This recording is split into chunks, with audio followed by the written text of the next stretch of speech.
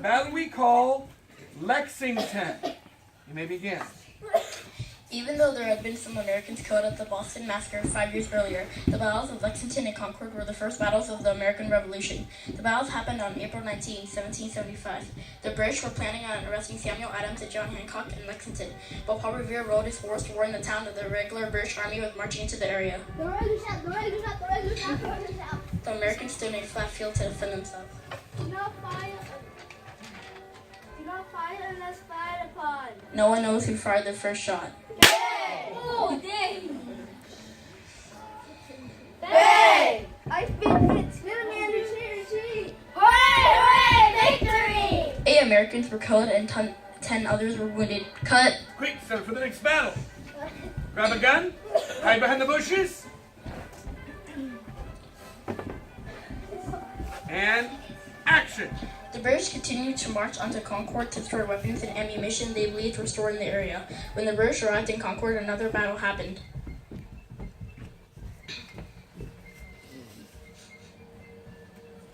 Bang! Bang! The Americans were defeating the British regulars. Retreat! Retreat! We did it! Hooray! Victory! The British had to retreat about 16 miles back to Charlestown. By the time they reached Charlestown, 73 British soldiers were killed, 174 wounded, and 26 others were missing. The Battle of Concord later became known as the shot heard around the world. Give them a round of applause.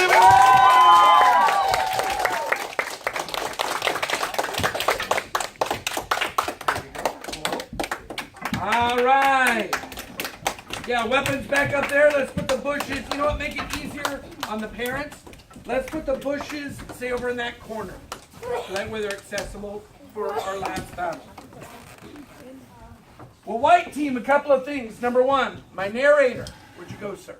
Bobby? You did a fantastic job of narrating. You just need to start drinking decaffeinated coffee. You talk really fast, Bobby, but that's okay. You did a great job. Everybody else on the team did a wonderful job, too. Oh, and Paul Revere, you drink decaf as well, okay? So, ladies and gentlemen, they did such a good job. I'm going to award them 85 points. Oh! 85 points go to the team of... Well, we've learned a lot of things so far, haven't we? We started talking about the colonization of America with Roanoke and Jamestown. We talked all about how the colonies got established, and we made it all the way up to the first battles, Lexington and Concord. Now, Concord is also called the shot heard round the world. Can everyone say that? The shot heard round the world. Everything we've talked about is important. And a lot of the things we've talked about answer questions on your paper. So, gather as a group with your team and answer the top section of the paper.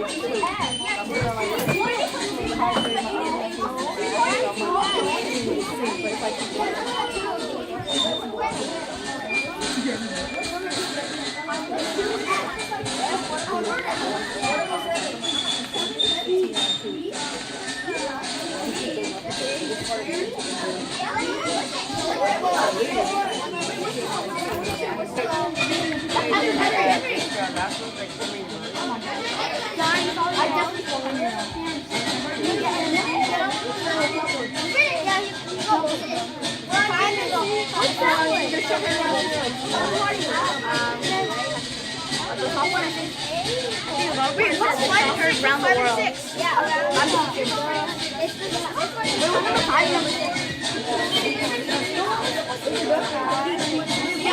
What's this one? We're not done. We're done. Oh, Boys, how about the people who need help? They're not done. Help them out.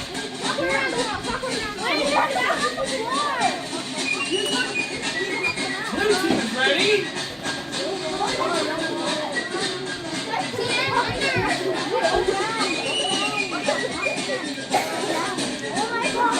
And time is up. Ladies and gentlemen, return to your seats. Papers, clipboards, pencils on your chair. Hands in the air. Which team is ready to go? Blue team is ready. Pencil two. Pencil two under your chair. White team is ready. Red team is ready. Give yourself a round of applause. So, the delegates of the Continental Congress heard about the battles at Lexington and Concord. They immediately rushed back to Philadelphia. Here they create the Second Continental Congress. The Second Continental Congress is going to do exactly like the first. They're going to begin to argue. The first argument they're going to have is whether or not to break away from England or not. Some of the colonies want to break away right now. Other colonies are not yet ready to do this. So they do agree to compromise. And they say, look, we don't want to have a war with England, so let's try to calm the king down at least. Let's send him a letter of apology. So they write a letter called the Olive Branch Petition. Can everyone say that? Olive Branch Petition. They send 2 copies of the letter to England. The king receives both copies. However, he refuses to even read the letter. What does he do instead? He sends more soldiers to America. So a war is going to happen, whether America likes it or not. So the delegates now have to find an army. They ask the colonies, is anybody out there willing to volunteer and start an army? Well, an army very quickly comes forward and is put together. But now the Congress has to pick the man to lead this army.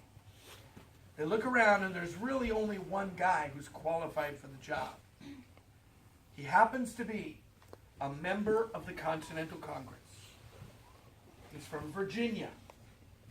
He's a very quiet, shy man. He does not talk very much at all. He's a farmer, but he sure doesn't dress like a farmer. He's always walking around in a full military uniform. He's also incredibly tall. He stands 6'3" tall, where everybody else is 5'10". So he's a tall guy.